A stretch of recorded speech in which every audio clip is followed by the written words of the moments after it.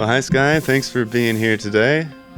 Can you tell me a little bit about yourself, a little background? Coming to Green River, well, I've already had a track record of doing work in my community. I'm a costumed activist, Skyman the Tricolored Crusader, and a decade ago I had to put my education on hold to become a family caregiver. Now I get to pursue my education once more. Here I am at Green River. What brought me here is the pursuit of my degree. I didn't get to finish. Okay.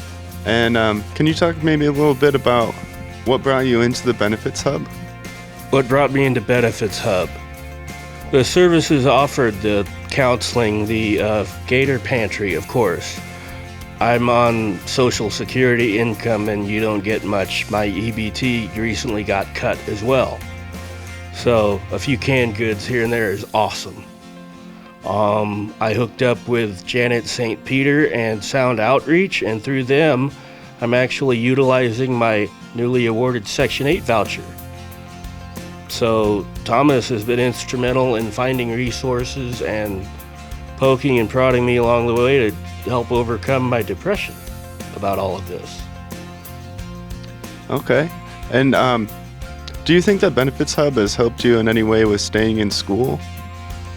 Dude, you've promoted me and made me feel welcome here at Green River. A lot of times I just walk around campus and hardly anybody pays attention. You sought me out. You said, hey, I like that guy. He's doing something awesome. Let's see what he needs. All right, great. And I guess I have one final question for you, and that is, what kind of goals do you have? What do you hope to achieve now that you've been in contact with the Benefits Hub? Well, of course, continue utilizing the Gator Pantry, but also get into this Section 8 housing.